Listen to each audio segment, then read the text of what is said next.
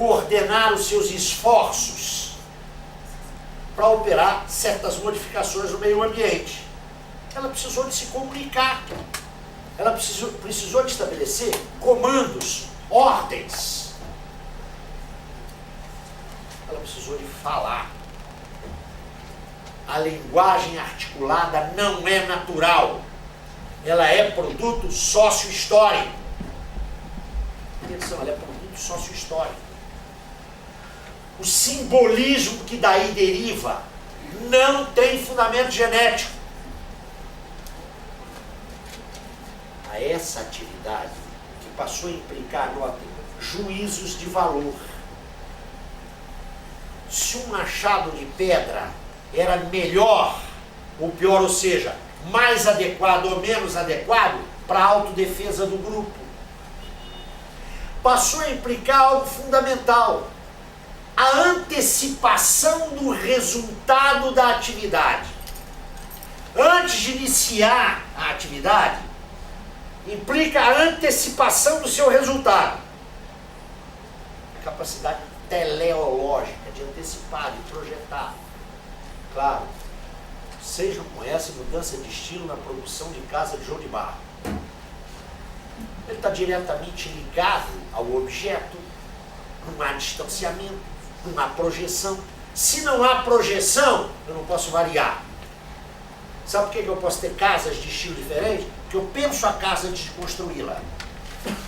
E, sobretudo, porque essa atividade implicou algo que inexiste de maneira contínua e permanente na atividade de outros seres orgânicos. Uma mediação que é o instrumento.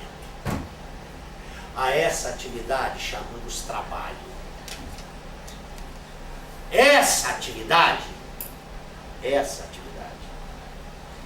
implica um duplo movimento na vida dos homens. O primeiro movimento é o movimento da objetivação, não é? Eu faço algo, eu transformo a matéria. Trabalho estrito sensu implica sempre uma objetivação material. E uma objetivação, notem, que se autonomiza do sujeito, não é? Eu fiz um machado de pedra, outro pode utilizá-lo. Mas implica também um movimento de subjetivização, ou subjetivação. Aquilo que é construído por outrem, eu posso me apropriar simbolicamente e também materialmente. O trabalho é o ponto de ruptura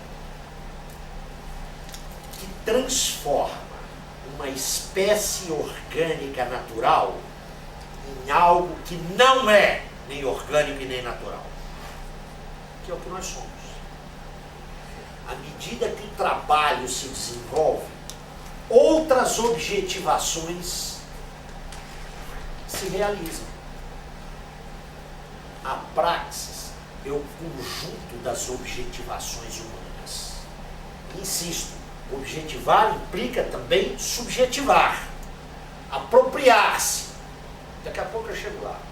O ponto nodal nosso aqui. O que quero insistir é que isso é um resultado de um processo histórico larguíssimo. É bastante provável, segundo todas as indicações que temos, que vários grupos pré-humanos, proto-humanos, tenham caminhado nesses processos evolutivos. No fim das contas, só restou um, que é esse do qual nós somos descendentes. O trabalho, portanto, tanto é a ação humana criadora, como cria o sujeito humano que o realiza. Ele é tanto transformação da natureza, quanto autotransformação do sujeito que realiza essa transformação. À medida em que se desenvolvem as formas pelas quais os homens, material e intelectualmente, se apropriam da natureza, eles deixam de se objetivar apenas pelo trabalho. É por isso que o trabalho é o modelo da praxis, mas a praxis não se esgota no trabalho. A arte, a ciência, a filosofia e outras objetivações menos duradouras, como essa aqui, como aquilo que nós fazemos o tempo todo.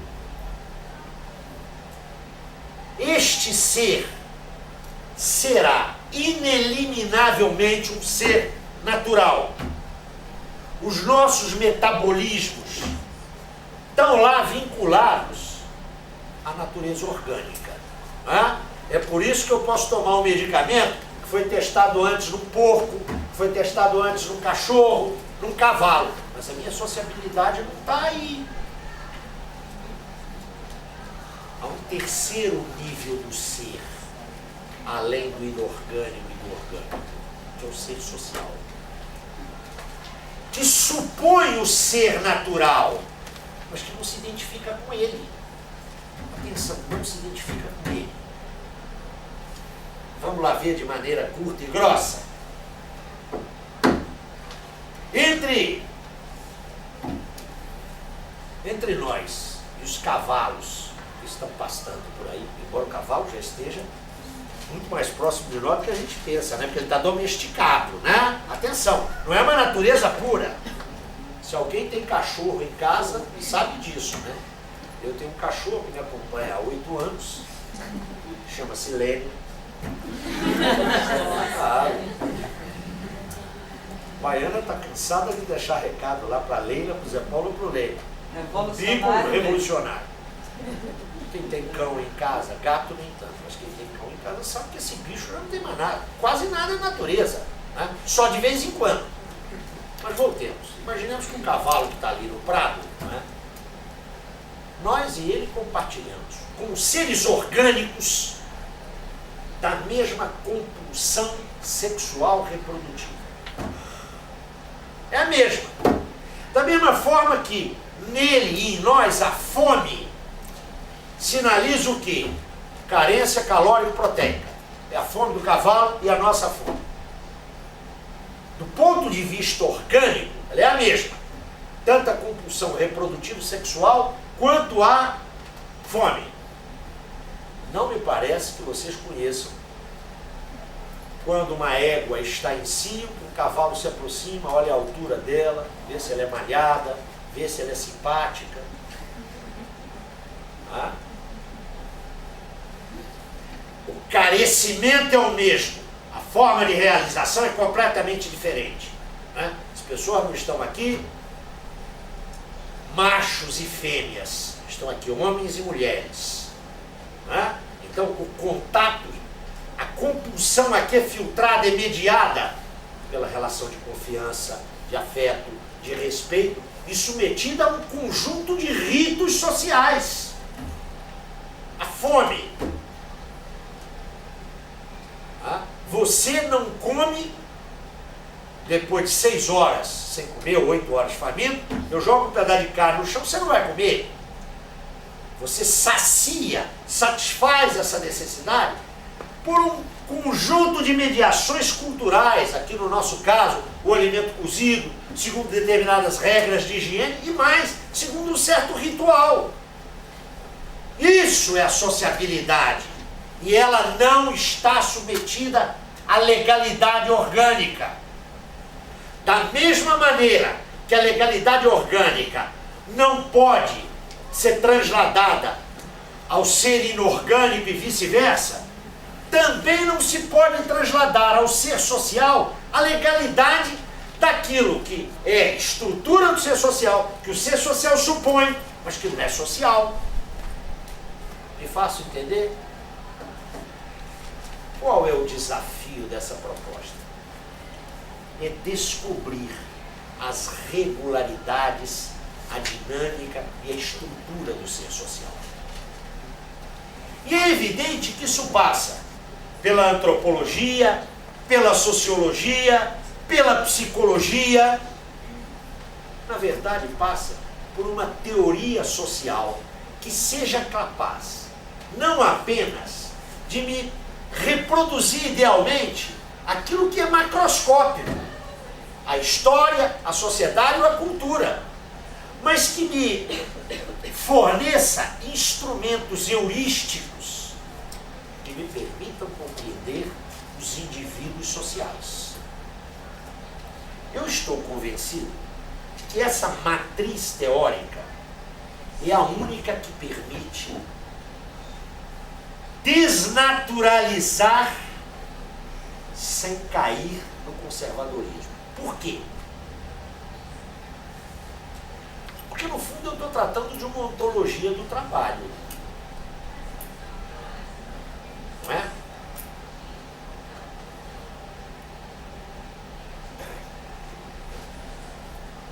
A ideia matriz é de que é impensável sociabilidade sem trabalho. Que o específico do social, o específico dele, supõe o trabalho. Eu quero insistir nisso. Não se esgota no trabalho. Tanto mais há desenvolvimento histórico, mais amplo é o universo da praxis, onde o trabalho está presente. Mas esse universo se enriquece com objetivações de outra ordem, que não são as objetivações do trabalho. Mas o que ancora essa concepção é o trabalho. Se é o trabalho, do ponto de vista sócio-histórico e sociopolítico, essa concepção tem implicações. Ela não é inocente. Ela tem que apostar todas as suas fichas na constituição de uma ordem social onde o trabalho seja atividade livre e emancipadora, o que colide frontal e diretamente com a ordem social burguesa. Por isso essa concepção, notem, independentemente dos desdobramentos políticos dela, que podem ser muitos, atenção, o ir além da ordem burguesa abre um horizonte de possíveis. O século XX experimentou um desses possíveis. Parece que não deu muito certo, né? O chamado socialismo real. Mas atenção, isso é um desses possíveis. Isso abre um horizonte de possíveis. Ou seja, essa concepção teórica não hipoteca necessariamente o desenho sociopolítico do futuro, mas ela hipoteca uma clara luta anticapitalista voltada para o futuro, não para o passado, não restauradora. Neste sentido, eu penso que essa matriz é a única, e eu estou dizendo a única mesmo, como hipótese de trabalho, hein, por favor. Isso é para ser testado, explorado, até porque esse tipo de pesquisa é muito recente, tem cerca de 40 anos. Né? Quero lembrar para vocês que o Lukács começou a desenvolver isso nos anos 60. E, embora ele esteja lá colado em Marx, trata-se, atenção, de uma interpretação de Marx. É uma. Eu a considero a mais rica. Mas, por favor, isso aí é um juízo que tem que ser submetido também à crítica. Atenção. Mas eu dizia, se há um conjunto de possíveis, há um ponto que é irrenunciável, que é a luta anticapitalista. Não é? A luta contra a propriedade privada dos meios de produção, contra a exploração, aquelas coisas todas que vocês sabem. Nesse sentido, há uma dimensão política nessa, uma inarredável dimensão política nessa concepção. Por que ela me parece útil para as ciências sociais? Independentemente de tudo. Porque é a única que me permite compreender o desenvolvimento social nos indivíduos. Atenção, nos indivíduos. Não é o desenvolvimento social macroscópico. Eu confesso para vocês, quando eu estava preparando essa conversa com vocês aqui, eu me senti uma dificuldade muito grande. O meu mecanismo analítico é muito de teoria social, entre aspas, sociologia. Eu boto entre aspas. Eu estava tentando, no domingo, quando eu estava me preparando para vir para casa, como é que eu vou amarrar isso? E eu me lembrei de um exemplo que me foi dado por um estudante de graduação nos meus tempos de estudante. eu acho que é muito rico, apesar da sua singeleza. Aqui eu teria que usar os meus contemporâneos nessa sala, mas são muito poucos e só uma pessoa aí se manifestou lá nos anos 60. Vamos ver se ela se lembra disso. O negócio era o seguinte, você chegava na universidade, né? Primeira semana, o mundo, como até hoje, os meninos chegam na graduação, o mundo para eles é novo. E claro, um mundo de homens e mulheres. E as meninas começavam a olhar os rapazes, e sempre surgiam os namoricozinhos, né? Quase sempre entre estudantes de cursos diferentes.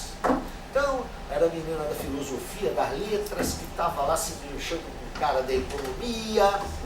Isso era... Bom, acabado o encanto das 2, 3 primeiras semanas, vinha a obrigação do estudo. Poucas pessoas nessa época trabalhavam, para frequentar a universidade pública, pouca gente trabalhava, era exceção. A maioria era filho de das elites ou de camadas médias que podiam manter os seus filhos com sacrifício, mas estudando. E aí se perdia a pista das pessoas. Só se ia reencontrar as pessoas em algo que era muito forte nessa época, que na PUC de vez em quando existe isso.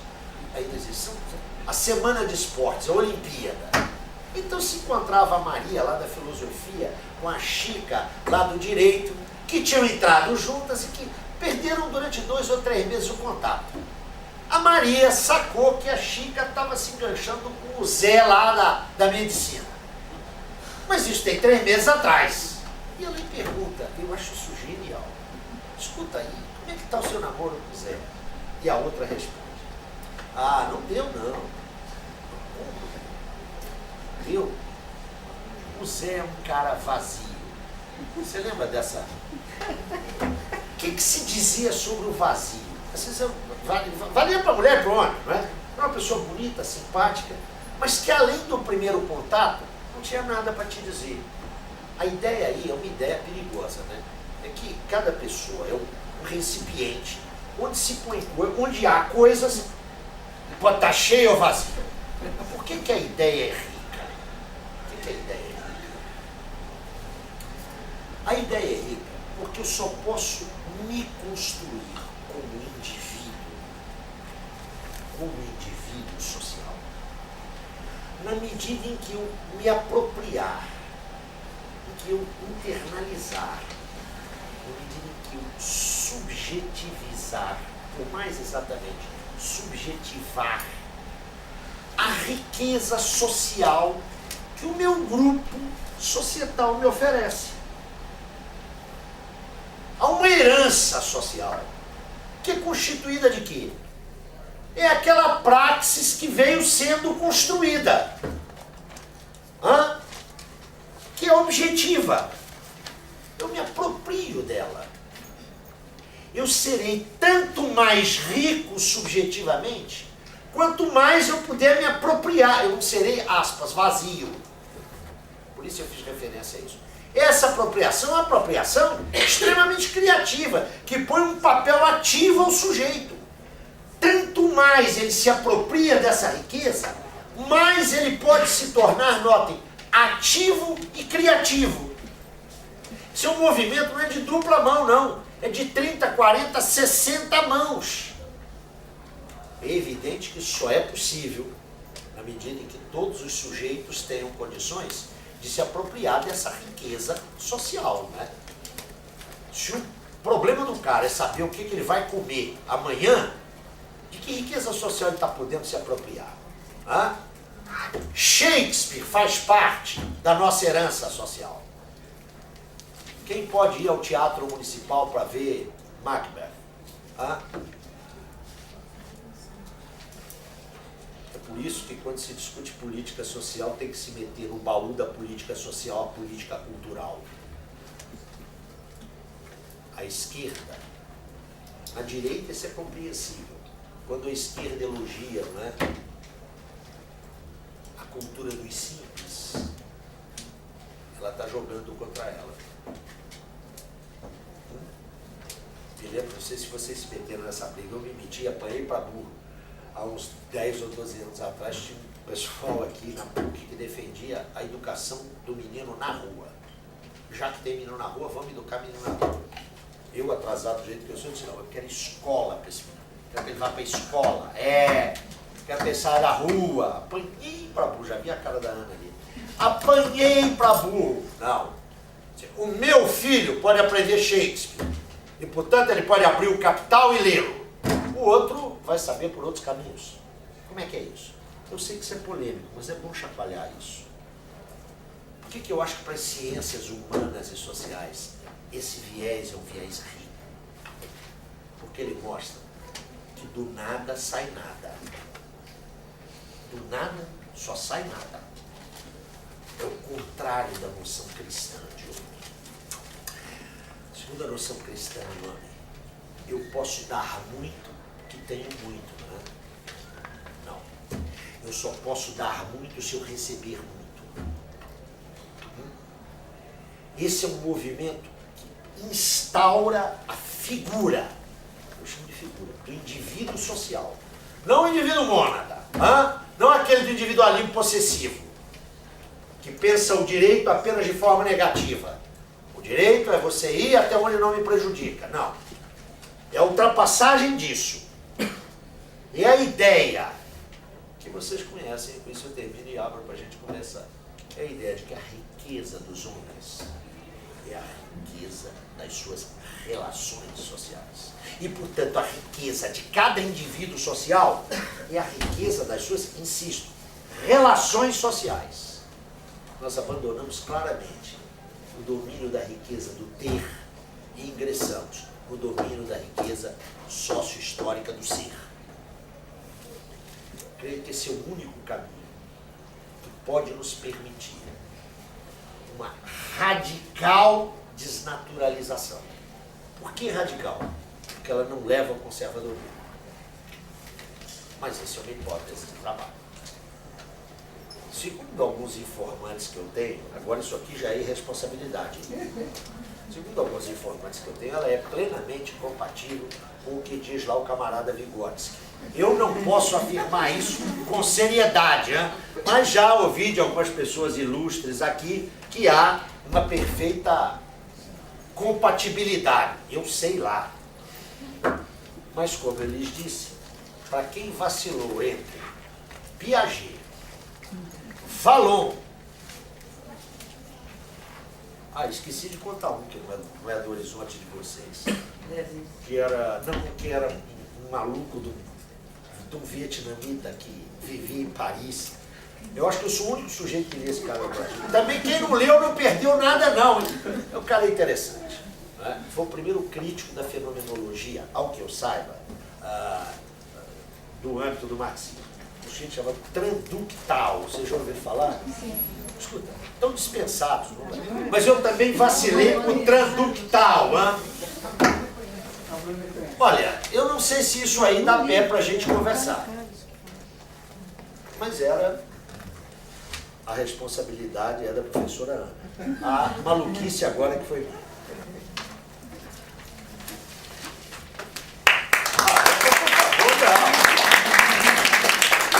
Faz muito sentido. Agora vamos conversar. Se é que há algo para conversar. Nós só lembrou de tempo, né? A nossa menina, quando chegar a sua hora, você pode desligar a sua máquina e... Tem que explicar aqui o desligar daquela máquina, desliga sinal que vão nos ar fechar aqui. aqui. Eles estão avisando que vai começar a fechar. Então, Isso é uma coisa importante que tem mas por caso a gente trabalhador aí, senta ali no corredor. Mas aí acho que ainda temos, não sei que horas são. 15 para as 10. Nós temos aí, acho que dá para empurrar um pouquinho. Ela tem hora ali, precisa desligar a máquina dela, mas a gente, acho que até 10 horas a gente empurra, depois não dá mais. Posso fazer? Eu posso fazer, mas não precisa responder agora. Não precisa responder, você pode deixar por Como é que adianta? Vocês perguntam, respondem? É assim? já falamos. Então, é exatamente sobre a nossa área. Esses povo maluco aqui sentado na frente, no meio da ia para lá, essas três aqui, expura essa história aí. Fica falando umas coisas por aí, eu queria que você deixasse claro. Parece que não ser psicanalista ou não ser fenomenológico, como essa gente da sócia histórica, né? É assim, é por nada, né? É por questão como você escolhe roupa na... E do que você falou aí, Zé, duas coisas me chamam a atenção. Uma é quando você diz da segunda forma de desnaturalização. Que você disse que é pegar localmente e tornar ahistórico, né? Como sempre existiu o conceito de capital. Eu queria que você comentasse um pouco, porque você, inclusive, que você me sugeriu, e eu usei na tese, alguns marxistas, psicanalistas. Porque, a meu ver, eu não sou psicanalista, porque o conceito, por exemplo, de Édipo, cai, a meu ver, nessa segunda forma de pegar e tornar ahistórico, né? E, a meu ver, naturaliza o ser humano. Está cheio de gente que se diz que é marxista, que se diz não. Se reivindica marxista, sendo psicanalista, e eu vejo uma grande contradição que eu queria que você comentasse. A segunda questão é acerca da luta anticapitalista. Né? A gente, na fenomenologia, no romantismo anticapitalista, também há um anticapitalismo, que, a meu ver, é extremamente perigoso, porque é naturalizador, porque é lindo. Você lê Nietzsche, você lê o povo da fenomenologia, é super lindo. Não é bonito é essa gente aí fazendo, né, essas coisas, tudo do cotidiano que vocês ficam fazendo. Esse povo da sua história, que eles adoram ficar tratando dessas coisas da realidade, em vez de ficar assim poetizando a vida, tanta coisa linda para ler, né? Vocês escrevem umas coisas, as coisas que essa Ana Bock escreve, lá dizendo que é mentira, que o cara não se tira pela própria cabeça. Essa mulher escreveu isso no doutorado, disse que aquela história do barão lá, aquilo ali, ela disse que é mentira. Olha que coisa absurda. Só de deixar essas coisas lindas dizendo por aí, então eu queria que você falasse um pouco de que luta anticapitalista é essa? Porque tem um monte de gente reivindicando anticapitalista reacionariamente, quer dizer, apontando para o passado e não apontando para o futuro. E aqui eu estou falando mesmo, não de toda, mas de setores cada vez mais fortes no meio da psicologia, que é setores da fenomenologia. Ô Baiano, eu tenho muita dificuldade de transar aí nesses territórios mais especializados. Né? Vamos por partes. Vocês sabem, provavelmente muito melhor do que eu, dos célebres encontros entre Marx e Freud, que um bocado de pensador de altíssimo nível teve. Né? Vários pensadores propuseram uma complementaridade. Eu tenho muita dificuldade. Eu reconheço, acho que Freud é um grande pensador, que tem sacadas geniais, tem algumas sacadas geniais. Eu quero dizer para vocês que isso também é um outro problema. Eu li Freud naquela tradução que eu vinha saber aí, começou a ser uma nova tradução há uns 8, 10 anos atrás. Como é que era a tradução anterior? Era da Imago, é isso? Eu li aqueles 20 volumes, direitinho, um atrás do outro. Aí eu fiquei sabendo que não, que aquela tradução morreu. Eu li ali. Então, sei lá se isso influiu ou não. Há alguns ensaios de Freud que são geniais. Geniais. Eu tenho muita dificuldade. Aí li aqueles caras que vocês todos leram, né? Fromm, Marcuse, Lau Rosen. Tem uma posição pessoal muito clara com relação lá ao...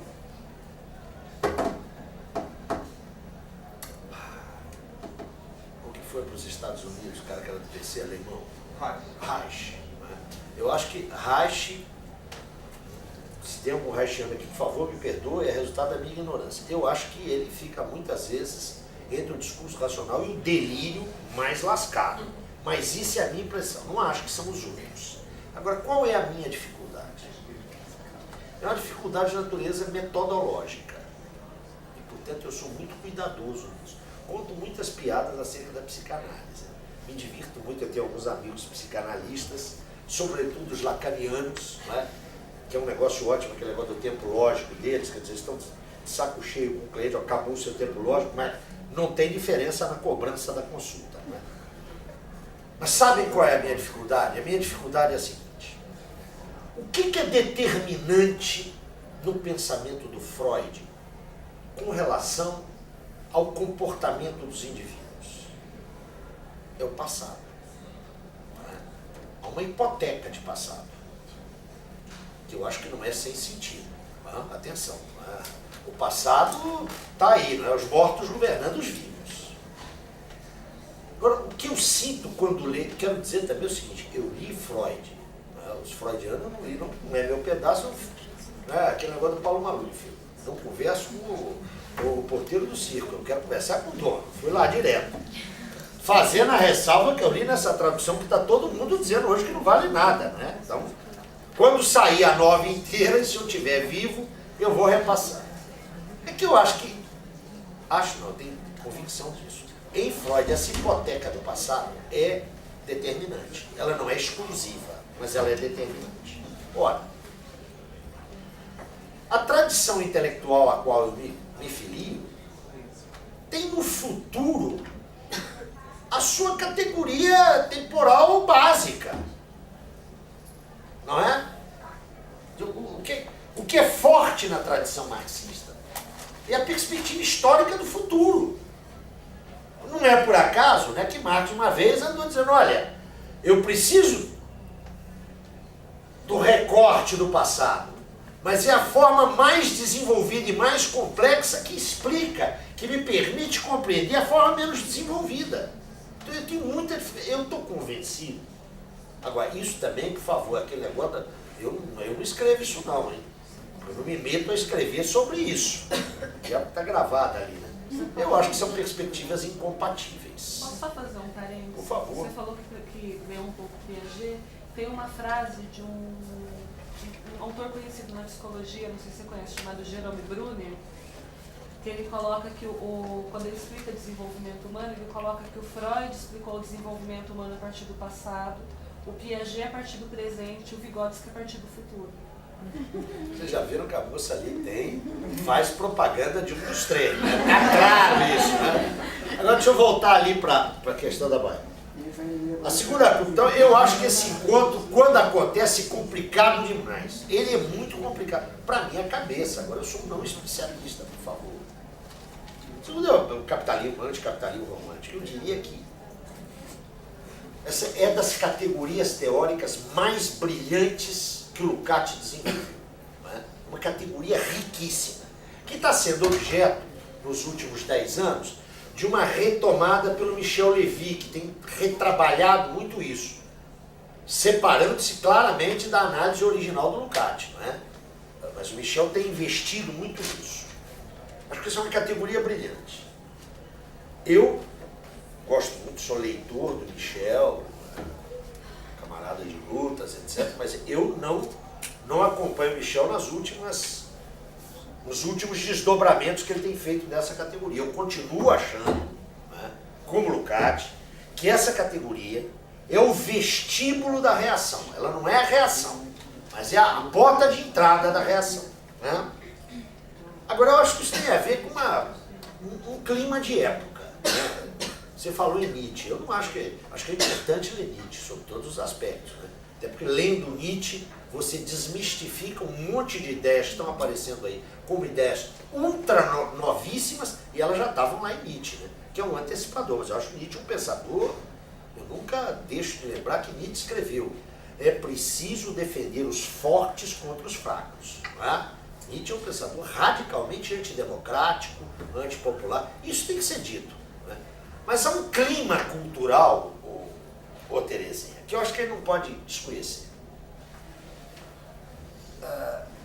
Claro que é um clima induzido, manipulado, tudo bem, mas ele tem raízes. A classe operária, desculpem falar nisso num ambiente tão puro quanto o nosso, mas a classe operária sofreu uma derrota nas 3 últimas décadas do século XX. Uma derrota histórica.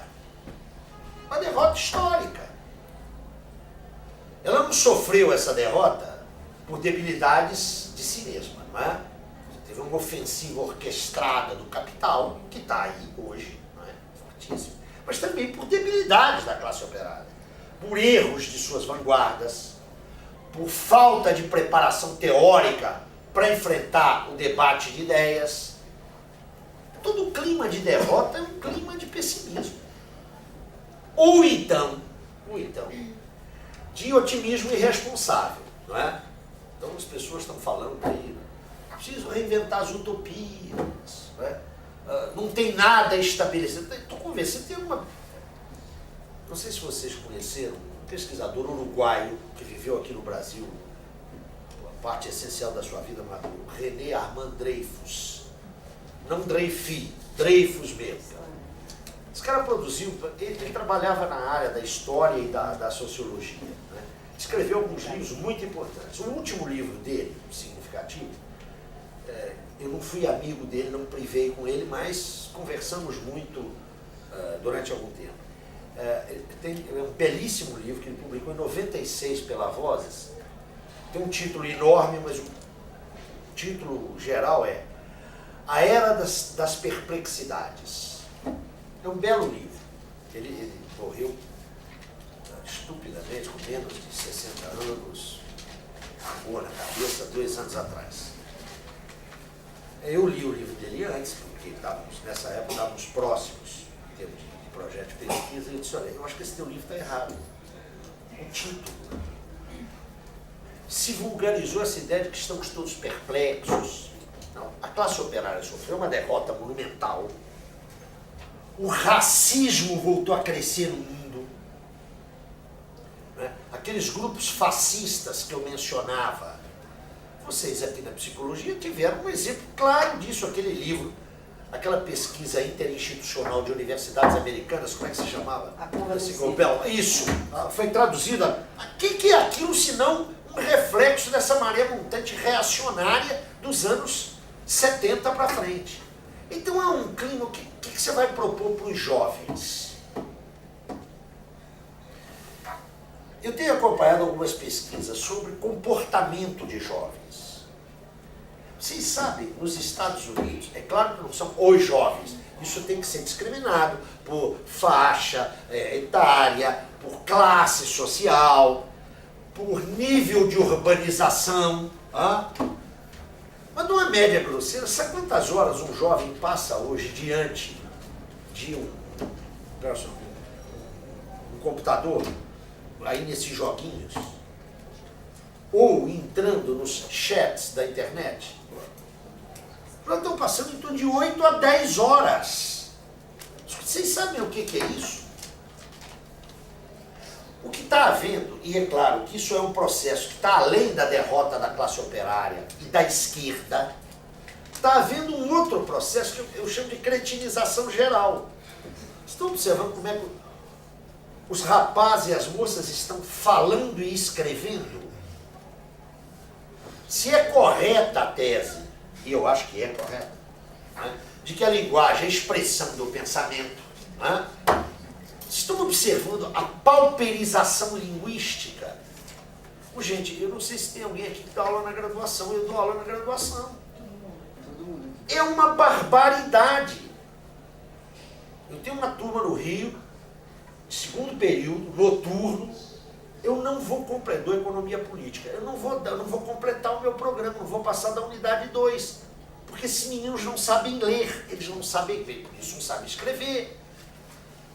Esse plano de cretinização geral que você descobre aqui no Brasil de uma determinada maneira, na Europa de outra maneira, na América do Norte de outra maneira, isso faz com que a herança cultural de que somos legatários, aquela riqueza de relações sociais que você incorporou pela leitura, pelo conhecimento adquirido das mais variadas formas, pela viagem, pelo cinema, pelo contato com os companheiros. Deixa eu observar como é que os professores das universidades conversam um pouco entre si. Uma coisa que me chama muita atenção, a gente já participou, eu e você, disso junto. Me lembro que uma banca, todos nós, todos, eu não me lembro quem compunha, mas eu lembro que você estava. Esse é um momento importante em que a gente troca ideias. Caramba, eu estou todo dia com o cara ali, meu companheiro de trabalho. E isso acontece na banca. Então você tem um processo generalizado de pauperização sócio-humana.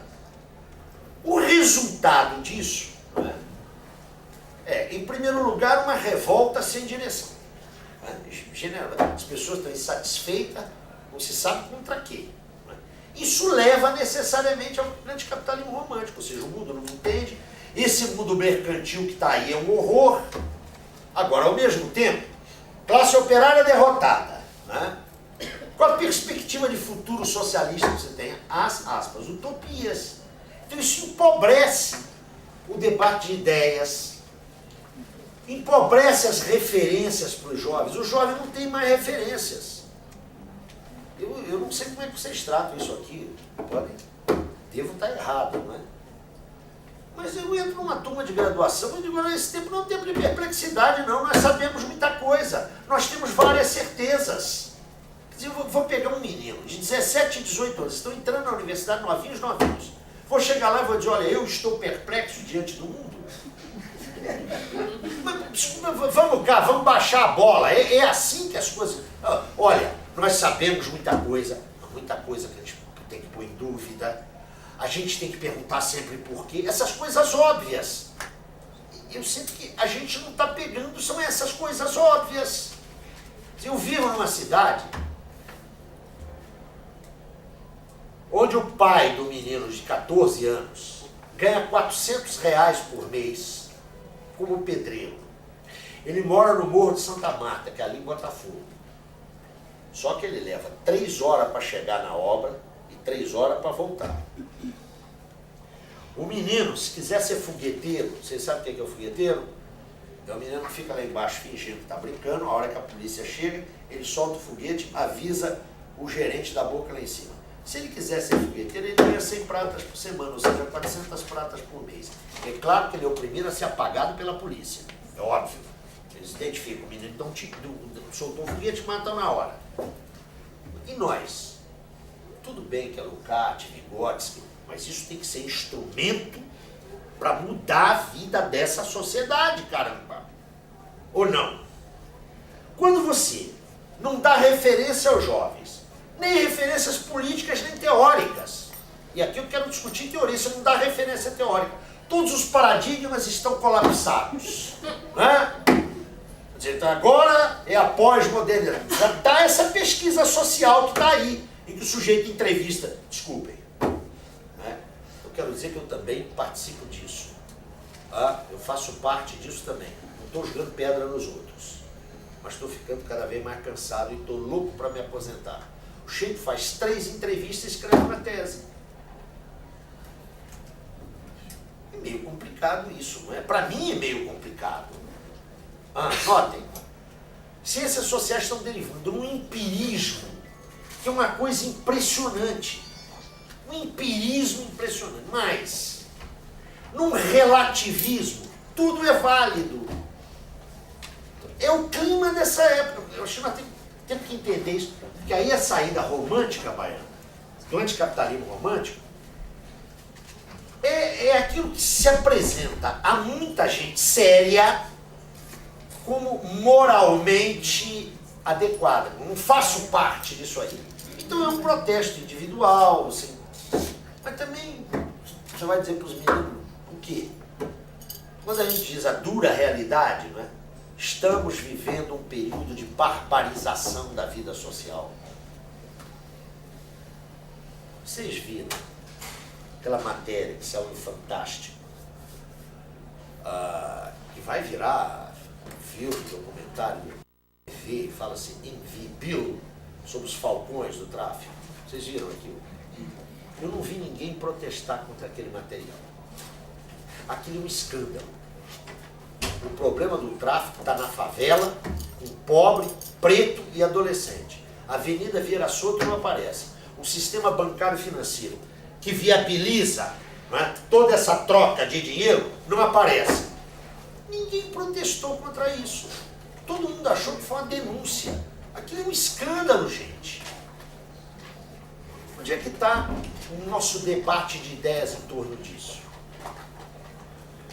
Já observaram o que nós, não estou falando dos outros, nós estamos debatendo das grandes questões nacionais? Isso aqui não é uma visão saudosista não, hein? Atenção. Olha como é que a gente veio caminhando. Os anos 60 foram dominados pelo debate dos sociólogos. Era um debate em torno de quê? A briga do Florestan em defesa da escola pública. A discussão da modernização no Brasil, a discussão do subdesenvolvimento. Isso foi nos anos 60. Vem a ditadura. A única forma de você enfrentá-la era através da crítica política e econômica. Então a década de 70 é a década de quê? É a década do debate da macroeconomia. É até engraçado lembrar esses nomes, né? Ele foi ministro da Educação e fez aquilo que a gente sabe, mas nessa década ele foi importante. Eu estou me referindo ao Paulo Renato. A gente não pode perder a memória histórica, né? Um texto de 1969 absolutamente fundamental, de um jovem economista exilado no Chile e uma professora mais velha. Me refiro a Maria da Conceição Tavares e o Zé Serra, sobre distribuição de renda. Os anos 70 é o debate dos economistas. Surge aqui o grupo da Unicamp. E os anos 80? Os anos 80 são da teoria política. Leiam os analistas políticos entre 80 e 85. Eu já fiz essa pesquisa, quero publicá-la mais tarde. Todas essas grandes figuras. Como é que a ditadura vai acabar? Como é que vai se transitar para a democracia? Todos eles deram os caminhos. A realidade foi um outro lado. Mas eles continuam doutrinando aí até hoje. Aí vem a virada dos anos 80. A antropologia torna-se a ciência da moda. Vocês observaram isso? Note, eu não estou falando aqui sacativamente, não. A antropologia entra na moda. Não tem mais tribo para estudar, né? Então eles estão estudando mesmo, os sociólogos estudam, mas insistem que tem um olhar. E agora ninguém mais tem método, agora tem um olhar. Né? Há um olhar antropológico, um olhar sociológico, suponho que deva haver um olhar psicológico. Na fenomenologia isso tem sentido, atenção. A gente nunca teve método, a gente sempre teve olhar. Olhar, na fenomenologia isso tem sentido, na outra tradição não tem. Vai ver, com a antropologia veio o relativismo. E aí veio, você não foi embora não, né? Porque eu vou falar agora que elas vão me bater. Fechar a história. Veio a psicologização de tudo. Não é? É a Maria, sei lá das contas, que produz um texto para explicar psicológico. Olha, Durkheim pode ter cometido vários erros. O saber se inclina ante o cronômetro. O Durkheim pode ter cometido vários erros, mas numa coisa ele acertou. Sempre que você encontra uma explicação psicológica para um fato social, pode ter certeza que está diante de uma falsa explicação. Isso é Durkheim. Briguem com ele. Notem, o que você tem hoje nas ciências sociais? Eu não conheço o panorama da psicologia, mas quero dizer para vocês o seguinte, eu conheço o panorama da sociologia, da antropologia e do serviço social. Atenção. É um negócio, as pesquisas se notabilizam pela insignificância social dos seus objetos. Tem significação. Olha, é do pedaço de vocês. Né? Eu tenho um colega, que eu devo dizer que é um colega sério. Já que isso está ficando gravado aqui, eu tenho que ir. Ele está dando um curso na pós-graduação, lá na unidade do trabalho, sobre a morte. Eu quero dizer o seguinte, eu acho que a morte é um assunto sério demais, não deve brincar com isso. Não é por acaso que o cuidado com os nossos mortos é algo que ocupa todas as culturas.